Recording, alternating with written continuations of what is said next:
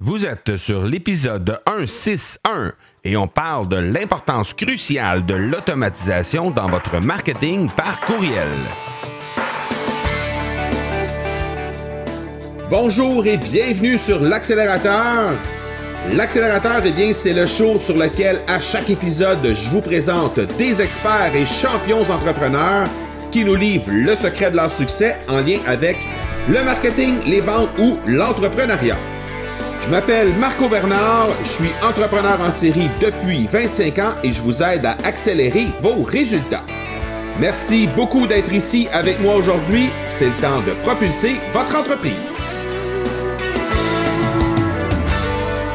L'ouverture d'esprit n'est pas une fracture du crâne. Une citation de Ariane Moffat, qui est une artiste québécoise, et vous auriez peut-être reconnu les paroles de cette chanson.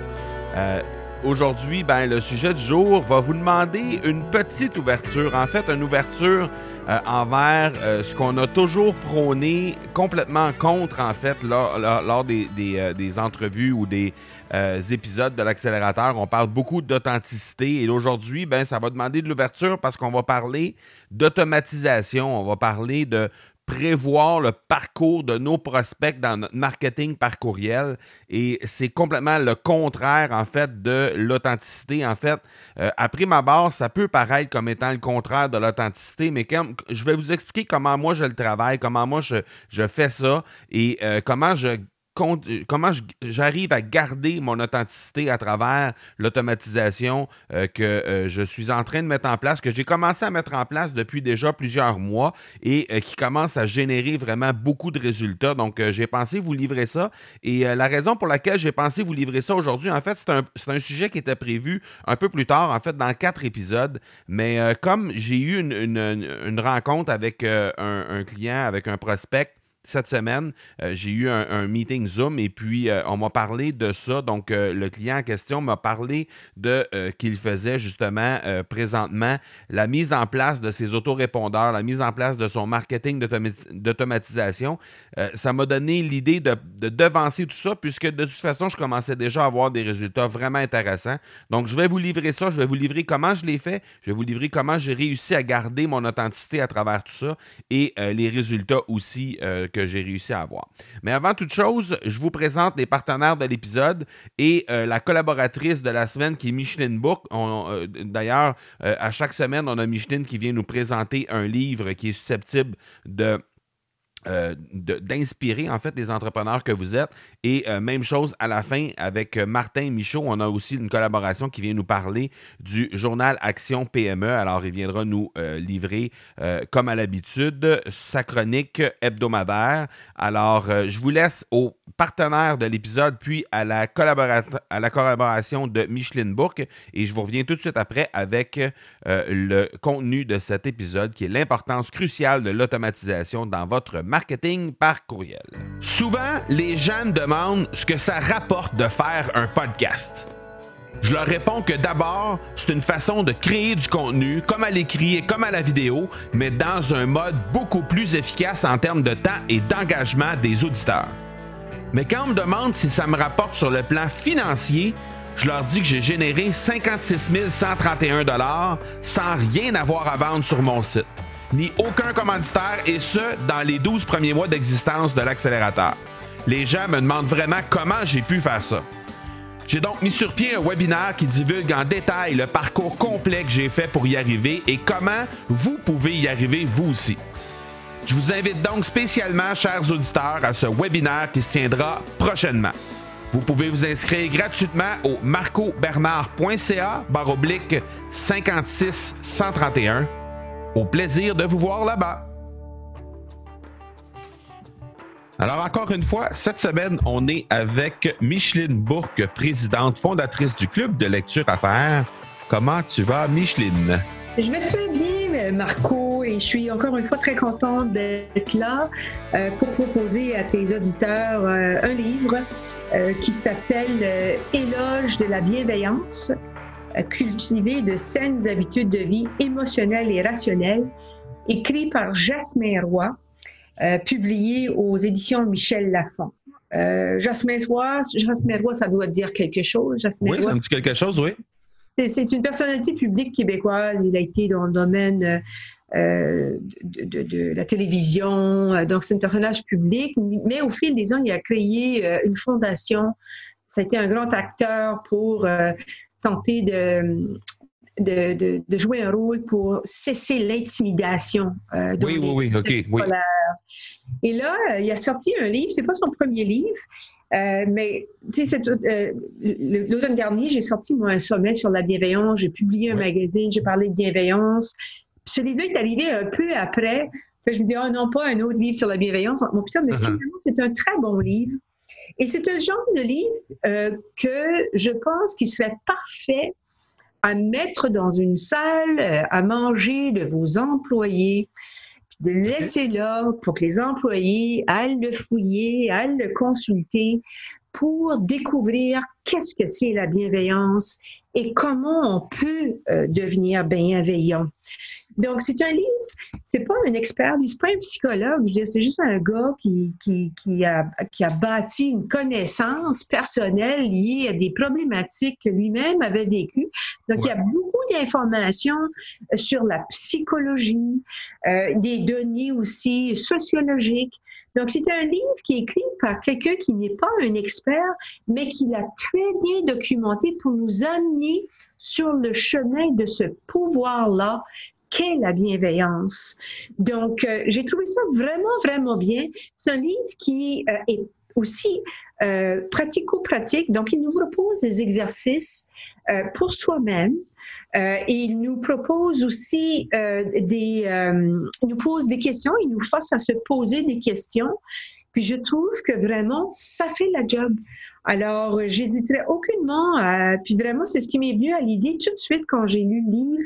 Je me dis, hey, mettez ça dans vos salles à dîner pour que vos employés comprennent que ça donne quelque chose d'être bienveillant. Ça nous apporte quelque chose, ça crée des atmosphères nouveaux et ça peut créer des climats de travail beaucoup plus sains qui permettent d'être beaucoup plus empathiques. Donc, quand les gens vivent des difficultés, savoir comment les approcher, ce genre de choses-là. Donc, j'ai vraiment trouvé ça que c'était très bien. Un très, très bon livre. Une production sur la bienveillance. Ça se lit bien. Exercice pratique avec des petits tableaux, des ci, des ça. Bien documenté, avec plein de recherches scientifiques. Donc, c'est pas du flou, c'est pas du frou-frou.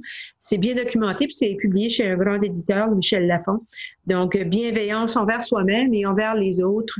Moi, j'y crois. Alors, voilà un beau petit moment pour vous dans votre salle à dîner avec vos employés de parler de bienveillance. Ben oui, puis à tout le moins, ça fait différent de ce que tu nous présentes à l'habitude, puisque c'est des choses qui sont orientées vers les employés, qui peuvent y trouver quelque chose à faire entre eux. Donc, je trouve ça intéressant. Donc, on va mettre comme à l'habitude dans les notes de l'épisode le lien vers le livre de Jasmin Roy. Et puis, on se reparle la semaine prochaine. Merci beaucoup. Excellent, Marco. Merci beaucoup à toi. Merci. Ciao.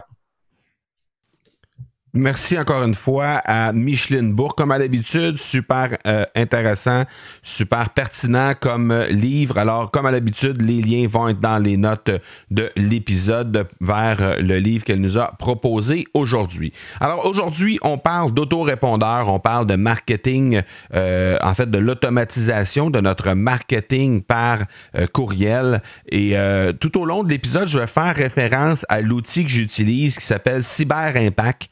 Alors, si vous voulez jeter un œil de ce côté-là, parce que il y a peut-être des fonctions dont je vais parler qui ne sont pas disponibles dans votre outil que vous utilisez présentement, ou en tout cas, vous voulez peut-être regarder du côté de Cyber Impact, qu'est-ce qu'il y a de disponible à titre d'outils là, par rapport à ça et les différentes fonctions qu'il y a de disponibles chez Cyber Impact. Alors, vous avez accès à Cyber Impact et à une gratuité jusqu'à 250 abonnés en utilisant le lien spécifique que je vais vous mentionner. C'est le marcobernard.ca/Cyber Impact. Ça vous donne accès à un essai gratuit, en fait, jusqu'à 250 abonnés sans problème. Vous allez pouvoir vraiment tester l'ensemble des fonctions avec ce lien-là et ça va vous donner la possibilité de voir si c'est quelque chose qui peut vous intéresser comme outil par la suite pour être en mesure de l'utiliser à votre tour. tour. Alors, n'hésitez pas à faire un tour vers ce lien qui est le marcobernard.ca/cyberimpact. D'abord, je voulais définir un peu ce qu'est le marketing par courriel. Déjà, d'abord, évidemment, on a la possibilité d'avoir les infolettes. Les infolettes, c'est collé sur l'actualité. On en a parlé abondamment dans les épisodes précédents de l'accélérateur. Alors, tout ce qui est collé sur l'actualité, tout ce qui est collé sur ce que vous faites dans la vie de tous les jours, dans votre environnement professionnel ou personnel. Alors, ce sera dans l'infolette à ce moment-là. Donc, les nouvelles de la semaine, les nouvelles du mois, les nouvelles du jour, c'est ce que vous allez mettre dans un infolette. C'est ce qui va apparaître dans votre infolette et les activités régulières de votre entreprise. Donc, c'est ce qui va... c'est essentiellement ce qu'on va trouver dans un infolette. Ensuite, il y a le marketing automatisé. Évidemment, le marketing automatisé, c'est une séquence qui est prédéfinie et qui va être activée par un déclencheur quelconque. Donc, dans mon cas, par exemple, je vais en parler un peu plus loin, mais dans mon cas, il y a plusieurs déclencheurs, que ce soit des inscriptions dans des groupes, que ce soit la provenance à partir de certaines activités que les gens ont fait dans mon site Internet ou un peu partout dans mon environnement web. À ce moment-là, ben, dès que les gens prennent une action envers une ou l'autre de ces sphères d'activité-là, ben, il y a un déclencheur qui fait en sorte que la séquence automatiquement s'enclenche et les personnes commencent à recevoir la séquence en particulier. Donc, ça amène les gens dans un parcours qui est prédéfini et qui est très, très, très précis, puisque ce parcours-là peut avoir aussi peu qu'un courriel, mais peut aussi avoir des séquences vraiment très, très longues. Il y a un marketeur en ligne que je nommerai pas, mais que je connais par partenaire interposé, en fait, qui a une séquence qui dure 3 mois avec un courriel qui est envoyé environ à tous les 2-3 jours. Donc, on parle de à peu près 3 courriels par semaine, 3 ou 4 courriels par semaine, et c'est une séquence qui dure pendant 3 mois et qui est prédéfinie à l'avance, qui est programmée à l'avance. Alors, la personne, dès qu'elle entre dans cette séquence-là, ben, elle va recevoir, comme je le disais tantôt, 2, 3, 4 courriels par semaine pendant 3 mois, donc sur 12 semaines. Alors, c'est un parcours très précis qui a été défini et il y a un ordre très, très, très précis à l'intérieur de tout ça et très stratégique à travers tout ça parce qu'il y a des offres qui sont mentionnées. Il y a aussi du contenu à valeur hautement ajoutée qui est très, très, très important. On va le voir un peu plus loin, mais c'est quelque chose qui va apporter justement la personne qui va amener cette personne-là qui va entrer dans la séquence à éventuellement prendre action envers vous. Donc, ce qu'on doit avoir dans un parcours de marketing, d'automatisation de cette façon-là, donc ce qu'il faut y trouver, évidemment, c'est du contenu qui est evergreen. Donc, un contenu evergreen, pour ceux et celles qui ne sont pas familiers avec ça, mais c'est un contenu qui va perdurer dans le temps, qui ne sera pas périmé parce qu'on est rendu que le contenu est out of date, autrement dit, n'est plus d'actualité. Donc, on ne doit pas avoir du contenu qui parle de l'actualité, on doit avoir du contenu qui va vraiment servir à travers le temps et qui ne va pas nécessairement changer, en tout cas, à tout le moins pas de façon régulière. Donc, on veut avoir un contenu qui va être consommable sur une longue durée. On doit avoir aussi un contenu qui est à valeur extrêmement ajoutée dans chacun des courriels qui sont décidés dans cette séquence-là. Donc, chaque courriel qui est placé dans la séquence doit avoir une valeur ajoutée incroyable parce que sinon, ben, ce qu'on va observer, c'est un taux de désabonnement qui va être quand même assez élevé. Donc, si on apporte beaucoup de contenu, beaucoup de valeur dans chacun des courriels qu'on envoie, ben, de cette façon-là, les gens vont y voir vraiment vont y voir vraiment leur compte. Ils vont trouver leur compte, en fait, lorsqu'ils vont ouvrir vos courriels et vos courriels vont être lus. Alors, moi, ce que j'observe à l'intérieur de cette séquence de courriels-là, c'est que les taux d'ouverture ont tendance à baisser un petit peu au fur et à mesure qu'on avance à l'intérieur de la séquence de courriel pour se stabiliser à partir du 4e, 5e courriel. Mais on a quand même des taux d'ouverture et des taux de clics qui sont quand même au-dessus de la moyenne qu'on a dans des infolettes standards. Donc, on parle des taux de clics, des taux d'ouverture, autour de 40-50%, entre 40 et 50%. Et on a des taux de clics qui sont quand même très, très, très intéressants, qui varient évidemment d'un courriel à l'autre, mais qui sont quand même très, très, très intéressants de ce côté-là. Alors, selon le sujet qui va être abordé à l'intérieur de votre courriel et selon l'appel à l'action qui va être mis à la fin de votre courriel, parce que l'autre chose qu'il faut avoir absolument à l'intérieur d'une séquence comme ça, c'est des appels à l'action à la fin de chacun de vos courriels. Parce que ce que vous voulez à l'intérieur de cette séquence-là, ben, c'est d'amener votre prospect. On suppose que c'est un prospect au moment où on se parle. Ça peut très bien être aussi un client, quelqu'un qui a déjà acheté de vous et vous voulez l'amener ailleurs à l'intérieur de votre séquence ou dans son parcours client.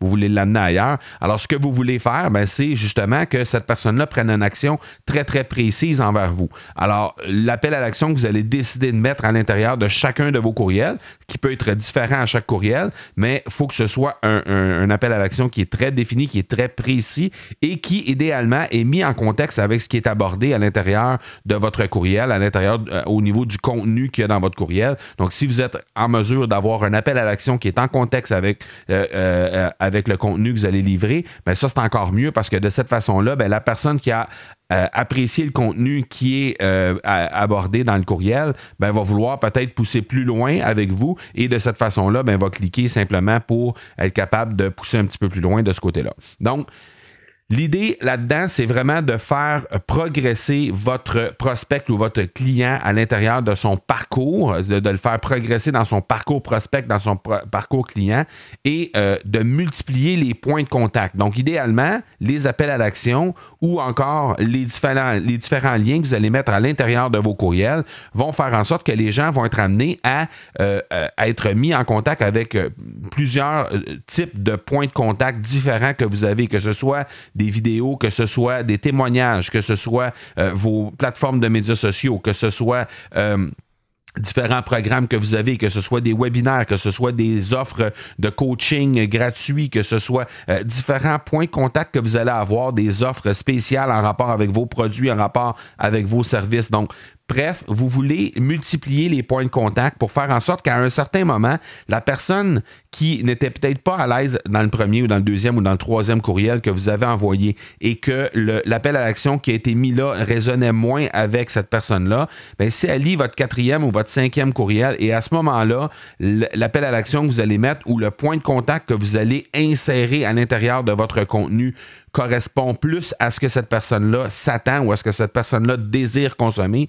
bien, de cette façon-là, c'est peut-être l'élément déclencheur qui va faire en sorte que cette personne-là va prendre contact envers vous. Donc, essayez de varier, de multiplier le plus possible les points de contact possibles à l'intérieur de cette séquence-là pour faire en sorte que, justement, les gens vont pouvoir trouver leur compte et vont pouvoir, justement, prendre action envers vous et aller passer à l'étape suivante là, dans leur parcours, en fait.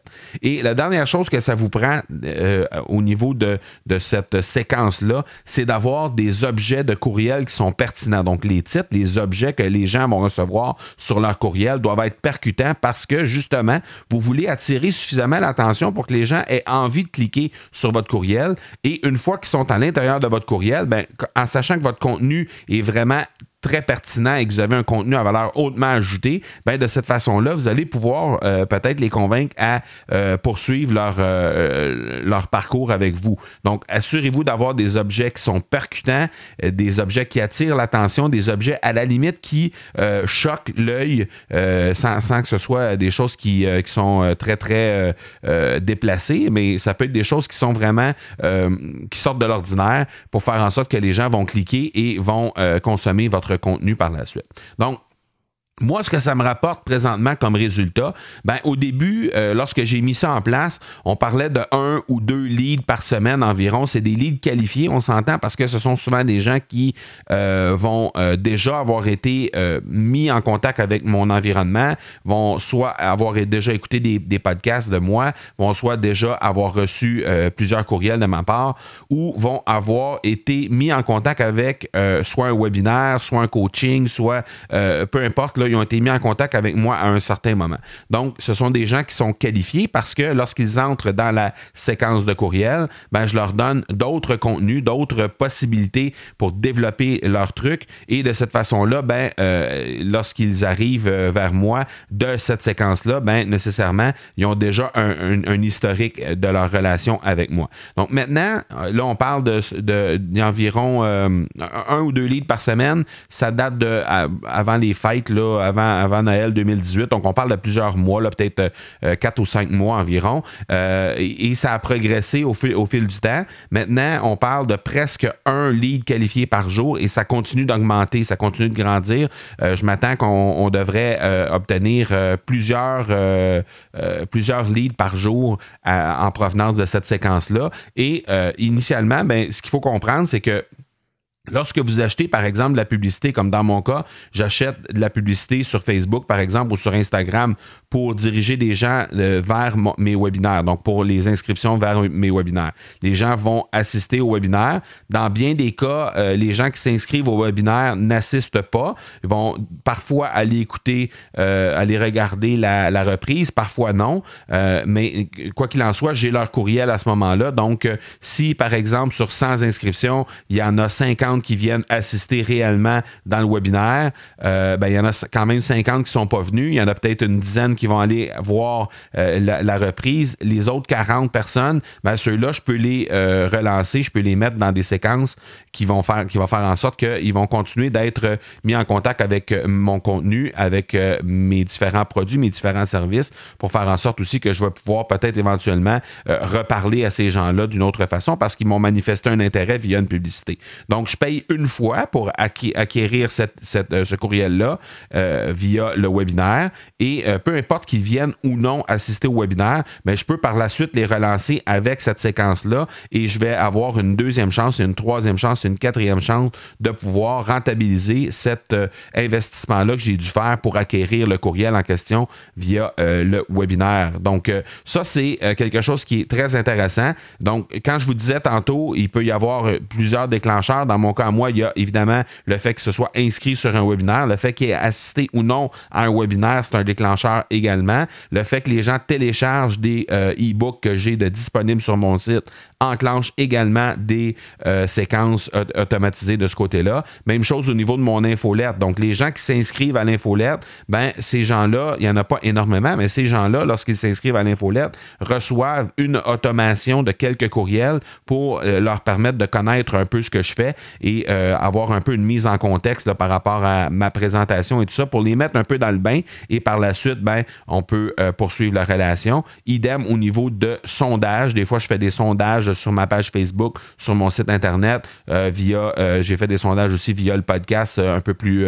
tôt et ben, ça enclenche également des séquences. Donc, il y a plusieurs déclencheurs qui peuvent être mis en place et c'est ce qui va faire que, justement, vous allez pouvoir livrer du contenu qui est vraiment très précis avec la raison pour laquelle les gens ont décidé de s'inscrire dans cette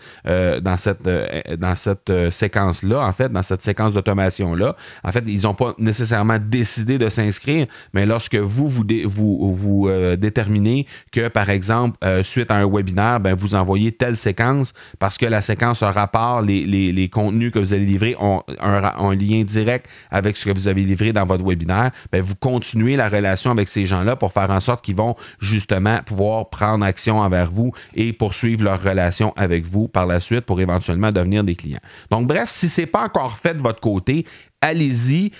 Cyber Impact, c'est super facile à mettre en place. Je vous invite encore une fois à passer via le marcobernard.ca/Cyber Impact. C'est CYBERIMPACT. C'est évidemment comme à l'habitude dans les notes de l'épisode. Et via ce lien, mais vous allez avoir un essai gratuit avec 250 abonnés et moins pour essayer l'ensemble des fonctions de Cyber Impact pour voir un peu si ça peut correspondre à vos besoins. C'est un service qui est est en français, qui est super réactif, soit par chat ou soit par téléphone. Il y a un chat en direct sur le site qui vous permet d'avoir un support extrêmement rapide lorsque vous en avez besoin avec ça. Donc, c'est extrêmement intéressant de ce côté-là. Alors, allez jeter un coup d'œil. C'est une solution québécoise et c'est basé à Montréal. C'est un très, très bel outil que j'ai découvert il y a presque un an maintenant et que j'utilise depuis ce temps-là, que je continue de découvrir des fonctionnalités et eux, ils en ajoutent également des fonctionnalités. Donc,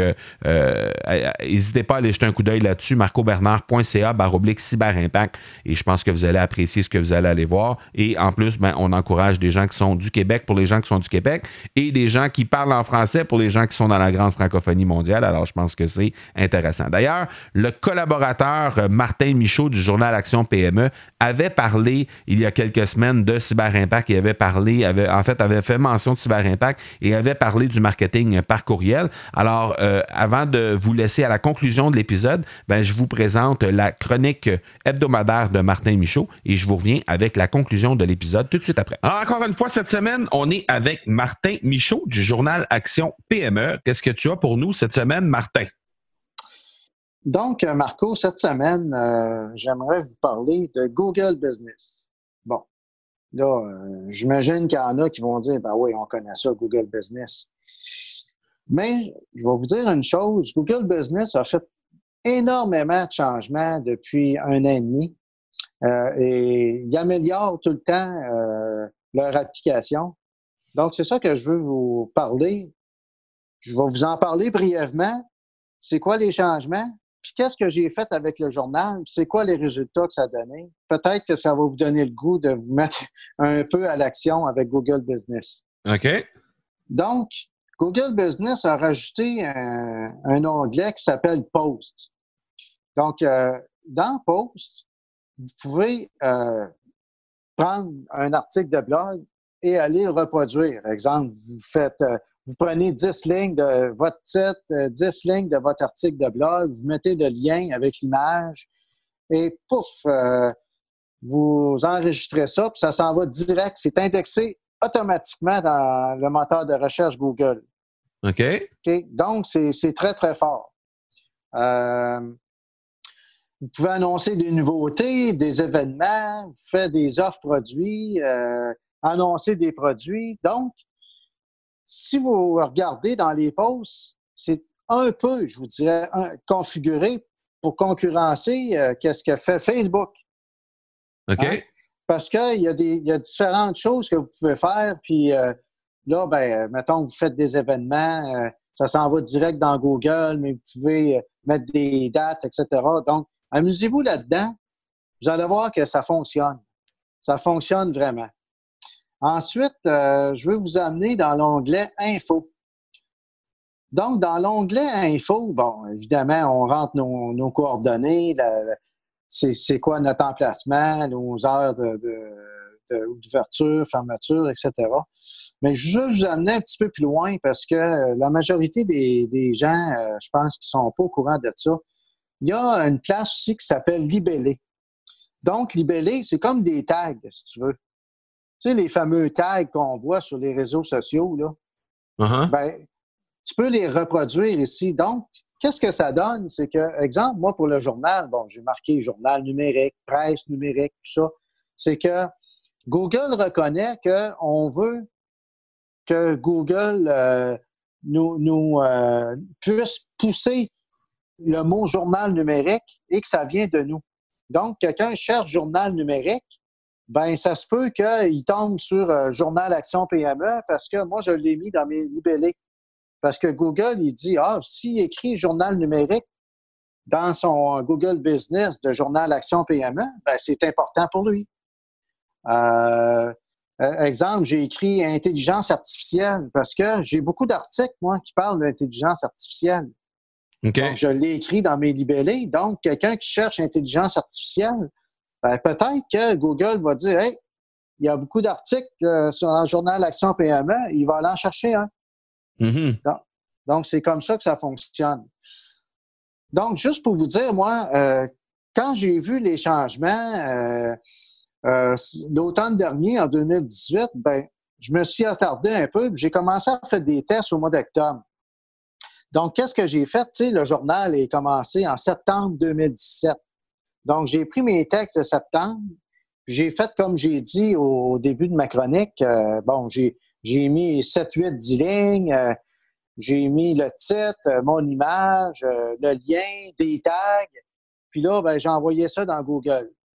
C'est des textes qui avaient un petit peu plus qu'un an, là, parce que c'est des textes que j'ai édités au mois de septembre. Donc, je voyais à peu près plus. Là, tu sais, un an, c'est vieux pour Google, là, parce qu'il y a tellement de contenu qui se produit à chaque jour là, qu'un an, c'est très vieux. Mais là, je te dirais que quelques jours après, j'ai commencé à voir de ces textes-là. OK? Dans mon Google Analytics, là, je voyais ces textes-là revenir. Puis crois-moi pas, il y a 3-4 de ces textes-là qui reviennent pratiquement à chaque jour depuis que je les ai mis en octobre. OK. Ouais.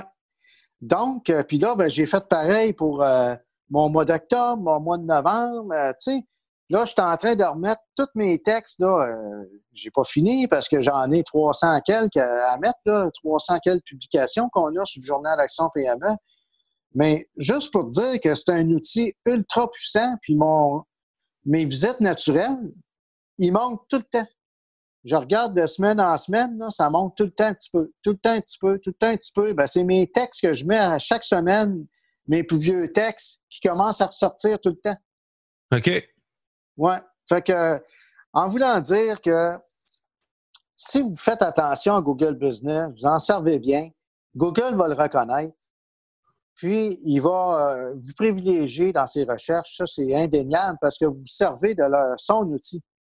Donc, plus que vous servez des outils de Google, plus que Google aime ça, plus que vous allez être bien référencé par Google. Fait que c'est le message que je voulais passer cette semaine.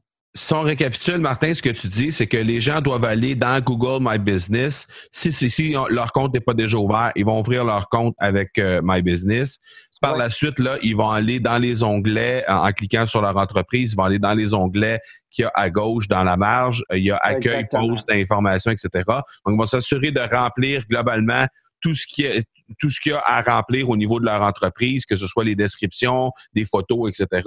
Et ils vont reprendre des posts qu'ils ont déjà sur leur site Internet pour aller les mettre dans l'onglet Post qu'il y a dans Google Business. Et de cette façon-là, ben Google ça va un peu réveiller Google, on va dire, dans les résultats de recherche pour faire augmenter votre trafic naturel. C'est ça? Exactement, okay. Marco. Ouais. Excellent. Puis l'autre truc que je peux vous donner, là, c'est que mettons, vous faites ça, tu sais, je sais pas, moi, vous avez 20, 25, 30 articles sur votre blog, puis là, tu sais, vous relevez vos manches, puis vous faites ça, ben dans 4-5 mois, vous pouvez rééditer vos articles encore dans Google Business, dans le sens que vous reprenez votre mot-clé, vous changez légèrement votre titre, puis là, vous allez chercher, mettons, au début, vous avez été chercher les 7-8 premières lignes, tu sais, pour...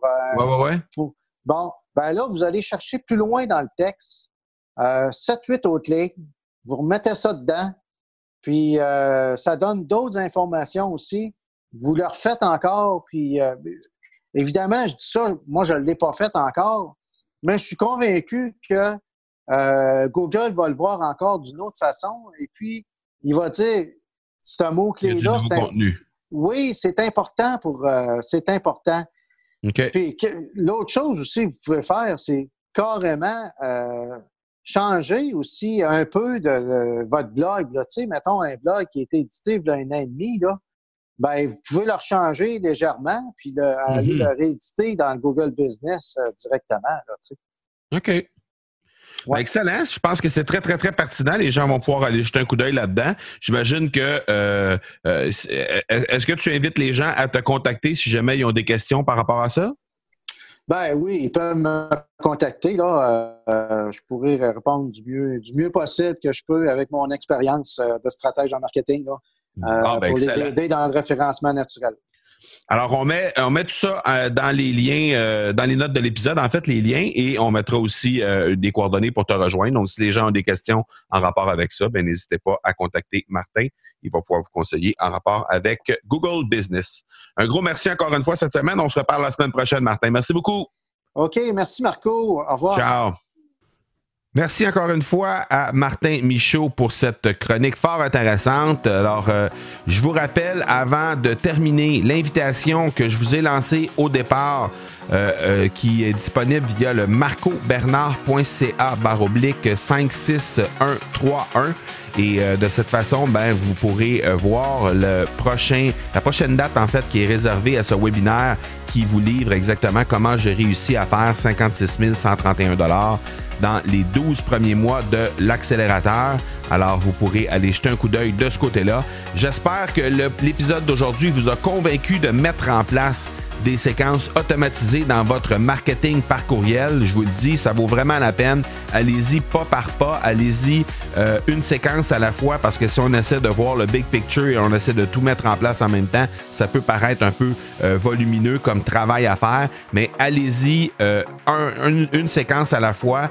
Commencez avec une séquence qui va être peut-être un peu plus courte pour vous faire la main par rapport à tout ça, mais par la suite, n'hésitez pas à relancer le tout avec des séquences de 7, 8, 10, 12 courriels sans aucun problème, avec des appels à l'action qui sont vraiment bien structurés, bien positionnés stratégiquement. Vous allez avoir des résultats, j'en suis convaincu. En tout cas, de mon côté, ça marche super bien et je pense que vous allez avoir des résultats qui sont similaires. Si jamais vous avez des questions en rapport avec tout ça, n'hésitez surtout pas à entrer en contact avec moi sur les médias sociaux.